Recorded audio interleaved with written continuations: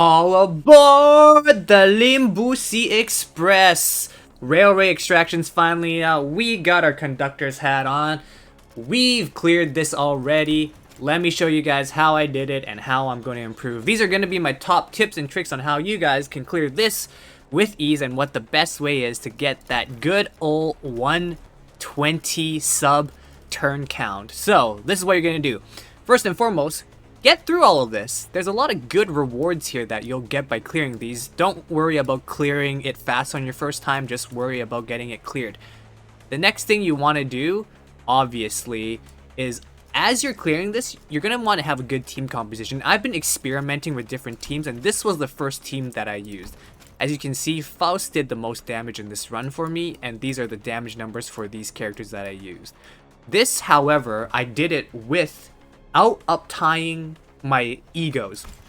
One thing that I realized is that egos and having them at uptie 3 is actually very important for certain battles. An example is this boss right here, the Headless Icatus. This boss normally would give people a lot of trouble, but what I found out was having your ego at uptie 3, specifically your AoE ones, make a difference. What do I mean by that? So, when I go into here, let's just say Otis, we take a look at her ego, her Ebony Stem. Her Ebony Stem at uptie 3 targets 5 slots, so she can hit potentially 5 body parts, and Headless Icatus has like 5 body parts. With this ego, I can do hundreds of damage. Literally how I beat Headless Icatus in 4 turns was I had Otis spamming her ego. I had Faust spamming her Fluid Sac. As you can see, Fluid Sac's at 5 slots. I have, Jesus Christ, I even have Heathcliff. I had Heathcliff with his telepole hitting for 3 slots. So I basically made it so that all my egos, when they were at uptie 3, could AoE down. Because, for example, Otis at base Fluid Sac ego, not uptie 3, only hits a maximum of 3 slots. But if you uptie it all the way to 3, it hits for 5 slots, which is very, very important. How it works, though, do note, is that it only works if the enemy has multiple body parts. The reason being is this. If we take a look at, say, the wolf here, the wolf boss battle here has 4 parts, okay? It has 4 parts, but what happens is even though it has a lot of skills it could use, 5 of those body parts are body, 1 is head, 1 is telepole, and 1 is person. So the boss has a total of 8 moves it could potentially use. By using Ebony Stem, which can hit for 5, potentially a lot of the 5 hits can land on body. And the issue is, if you hit the body, say, 5 times with your Ebony Stem, it only applies the damage once. However, if you're lucky and you're able to hit, say, the telepole, the head, the person, the body, and the body, that means you hit 4 different body parts, which means you'll hit 4 times. But if you're unlucky with your Ebony Stem, then you might potentially hit 5 times on the body, and that only applies the damage to it once. So obviously that's something that I wish I knew, because I thought, oh, the boss has 8 skill sets. If I use Ebony Stem and I hit 5 slots, I'm gonna do 5 times the damage. No, not true. You have to hit 5 different body parts, not a body part 5 times. If you have that body part 5 times, it only applies the damage once, whereas if you hit a body part once, in all its body parts, it applies the damage 5 times, which is very useful for being able to do hundreds of damage with your AoE ego. So that's why uptying your AoE egos to uptie 3 can be very, very important, and also making sure that when you're doing these boss battles where they have multiple body parts, that they do indeed have multiple body parts and not a single body with 5 slots. So that's ego in a nutshell. Second thing to note is that we do have the ego update where we can corrode our egos. Basically now, what can happen is, with your characters, by spending 1.5 amount of the affinities, you can finally go into ego corrosion without any of the negative effects, which is very, very useful. This can be very strong. For example, say for Otis, her Ebony Stem, let's go back to this one, base form is Rupture, Bleed, and Gluttony, Fragility. However, on Corrosion, it's Rupture, Bleed, Gluttony, Fragility, but a ton. But not only that though, another example I would say is Faust. Faust's Ego, at regular Uptie 3 base form, it just heals and gives ally SP, but on Corrosion, it heals, or it deals SP, but it also inflicts attack down. So there are certain egos where having your AoE corrosion will make it much stronger. So sometimes there is a debate about making your character go into ego corroded form. If we take a look at Gregor's Ledgerman, as you can see, it targets 3 slots, but it inflicts Tremor and applies Tremor if it's regular. But if it's corroded, it inflicts Bleed, Paralyze, and Maggots. And Maggots is very strong because at the end of the turn, take lane damage by the count of increased bleed count by 1, then reduces effects count by 1. So as you can see, the difference between regular and corrosion is very, very strong. But do note that you use 1.5 times the amount of affinities required. But you do want to note that making sure that you have enough of the resources available is very important. Because if we just quickly hop into the battle, you'll see that it is very important that you have the damage necessary to do the amount of damage you want to do. So as you can see here, I've built up a ton of affinities here, but there are certain affinities I'm lacking. Gloom, Gluttony, Wrath, Pride, these are the ones that I'm truly lacking. And as a result, I have a hard time really being able to chain out my egos really effectively. Because if I say, for example, use Pursuance, I'm already very low on just resources. And then what ends up happening is I lock myself out of being able to use any of my resources. So being able to manage your resource is very important. Ideally, you have a team comp where you can effectively take out the enemies as much as possible. Another thing though is that reading is very important. Sometimes you really want to hover onto the enemy and read their passives. There are enemies where they'll heal when they're at 50% HP or lower, and they'll heal more at 25% HP. There are some bosses where you can't kill them outright, and there's a gimmick that comes with it. For example, this boss says at the start of the turn gain plus attack power up and protection by the count of instincts. Behavior depends on the count of instincts. Uses aggressive skills at +4 instinct, and user becomes defensive at 3 or less. So it's weird because each of these bosses have little different things, but as you can see right here, a boss like this can apply a lot of damage when heal. On hit, heal 10% of your max HP, inflict 10 bleed next turn. So as you can see, if this attack hits, the boss is going to heal for essentially 70 HP, which is crazy. So you really want to pay attention to what the bosses do and figure out what skills you have to clash and what skills you don't have to clash. And I will tell you this right now. Another tip is you can cycle through your skills faster. If you have a lot of bad skills, hover over your guard and use the other skills, and what happens is this, instead of cycling through one skill, it will cycle through 2 skills. Even doing that though, doing the railway extraction is still pretty freaking difficult, because even though I can cycle through my skills faster, I can't just click win rate and call it a day. This is not the content for that. You're not going to be able to win rate call it a day because there's a lot of gimmicks, a lot of mechanics that actually matter in this game. There are some situations where you actually have to hold off your damage numbers in order to really be able to capitalize on the enemy boss. An example would be the wolf. A lot of you guys probably struggled with the wolf trying to clear it under 10 turns. The reason being is the wolf is one of those bosses where you cannot actually win rate. To give you a quick tip of how I cleared this very quickly, what I did was that I used my 3-star Don Quixote R. Heathcliff as my main source of damage. And I did that by doing it like this. I made sure I had Heathcliff's skill 3, his suppression, ready by around 3-4, and I made sure I had enough charge for Don Quixote's charge, or it was enough charge for Don Quixote's skill 3 rip space by around turn 3-4. Because what happens is when I get the boss low enough, and by what I mean by the boss is when I get the boss's body, that body part, specifically the body, almost close to its stagger threshold, what I did was once I hit that stagger threshold on the boss's body, and when it did get staggered, I pumped all my damage into the staggered body part. I did Heathcliff's suppression, I did Don Quixote's rip space, and then I chained everyone's egos into that body part. The boss went from 800 HP to 200 HP. So I was able to do about 500 damage in one turn because my Faust did like a 150, my Don Quixote did like 200, my Heathcliff did like 150. It didn't kill the boss, but it definitely sped up the battle.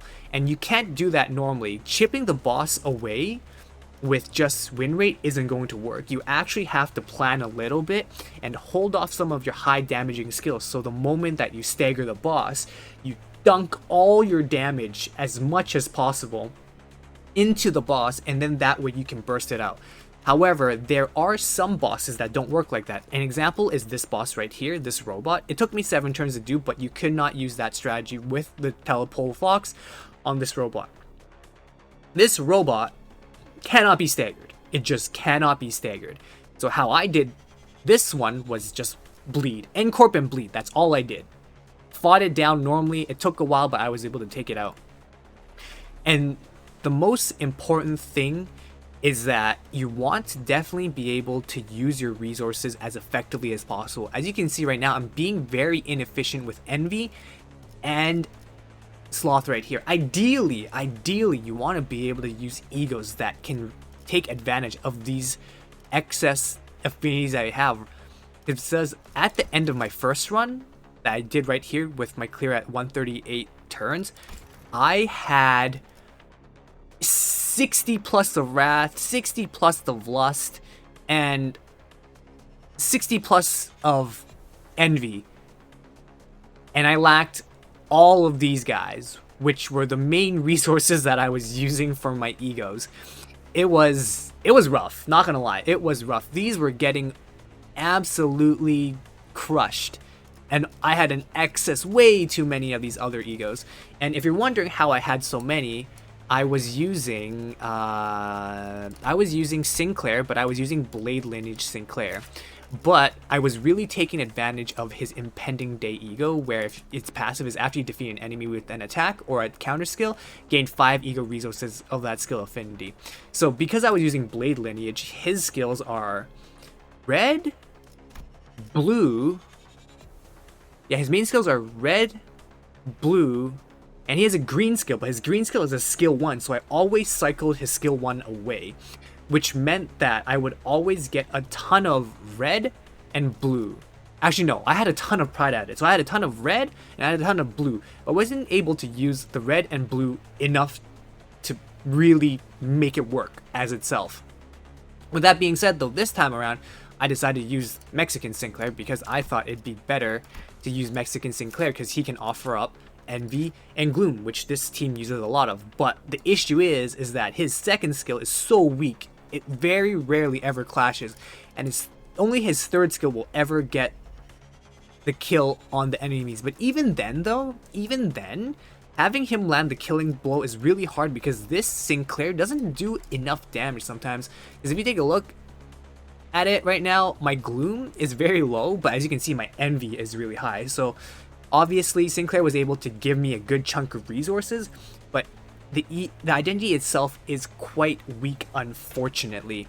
Now, with that being said, though, how can you guys, clear through the content as fast as possible with, the team that you have? Because you might not have the units that I have. Let me tell you this. I will say that there are 2 things that are very important as a free-to-play player. Free-to-play players really need to understand this to be able to progress through this as far as you can. Let me explain.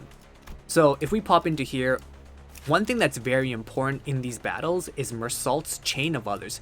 Chain of Others inflicting attack power down and bind is so important.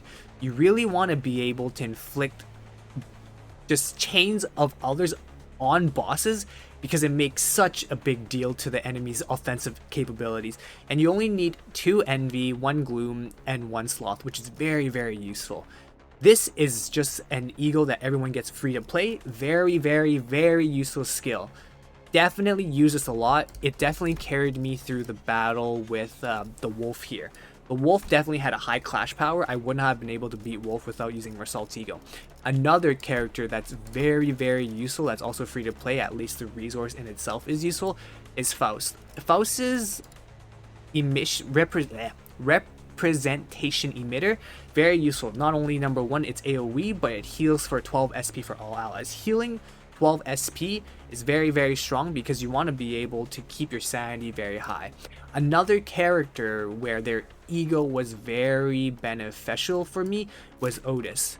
Otis's ego, Pathos to Mythos, is very useful because it is able to not inflict a lot of damage, but it consistently can clash with enemies, guaranteed. And its passive also is pretty useful standalone by herself. So if you don't have these characters, you can always make do by making sure you make smart decisions with ego. Debuff egos really go a long way in this mode. Debuffs go a long way, since without Mersault, I wouldn't have been able to clear a lot of content. He definitely makes going through the first clear much easier, and I never use the Mersault's ego much. In this mode, very important that you use it. It is very, very strong. Another thing to note is guns. R. Heathcliff and LCCB Ishmael are a coin flip. Depending on what your playstyle is, they might be super OP in your run, or they might be really bad in your run. For my one, using R. Heathcliff and LCCB Ishmael is very, very good because LCCB Ishmael can inflict 5 Rupture. Reindeer Ishmael in this team comp was kind of a waste in this run, so using Reindeer personally for me isn't that good. I wish I would have used LCCB Ishmael in this team. Reason being is inflicting 5 Rupture, meaning that the enemy takes 50% more damage, is big. Heathcliff also inflicts Fragile on his suppression skill. He inflicts 2 Fragile, which is very, very strong. So being able to inflict 2 to 5 Fragile on the enemy for your team to be able to do more damage is very, very, very useful. You want to be able to multiply your damage exponentially as much as possible in order for you to be able to clear the damage. Note, don't greed. What I mean by don't greed is if you see an enemy and they're sitting at a little bit of a sliver of HP, and you're not too sure if your hit's gonna kill or not, make sure you overkill the enemy, because sometimes you might be fighting an enemy that can heal, or if they stay alive for one more turn, it's very detrimental. Don't greed.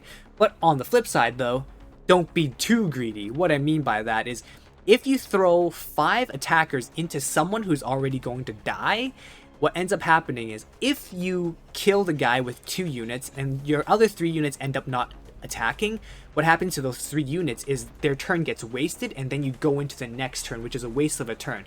So managing how your damage goes through to your enemy is very important, because you want to be able to maximize the amount of moves that your team can use. If you have all your units kill one enemy, that can be very useful, but sometimes spreading out your damage can be also beneficial. It really depends on the gimmick of the floor as well as just the mechanics of the floor. Some rooms say that the enemy will heal for 20% HP if it's at 50% HP. Well, that means you want to get that unit close to 50% HP, and once it's at that threshold, kill it. Get it done in one turn. Don't whittle it down. Get it done in one turn. Very easily you'll recognize that there are going to be certain units that you want to kill first, and there's going to be certain units that you want to kill last. Now, with that being said though, my last and final tip is take your time. Don't rush it.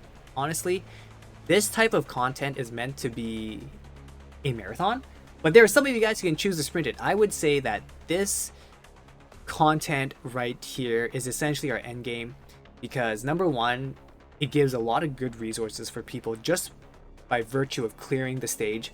But number two, it gives people who are tryhard and very competitive a chance to really get their turn count down, which is content that people can continuously grind and go as hard as they can possibly. With that being said though, as usual, if you guys have any questions, comments, or concerns, let me know down in the comment section down below. Let me know what some of your tips and tricks are for these stages, because these are just the ones that I have found that work personally for me. If you guys want to see all the tips and tricks that I've learned, make sure you guys join my Discord community. My Discord community has a ton of people that are way smarter than me in this game, and they just tell me what to do, and I just kind of, you know, parrot it back to you guys. So if you want the full in-depth information for everything, I've pinned their messages in my Discord channel, so make sure you go check it out. Links in the description down below. And as usual, I stream Monday to Friday on Twitch, and I try to post almost Monday to Friday on YouTube as much as I can. As usual, John Panio signing out. I'll see you guys later. Bye for now. Limbus Express up.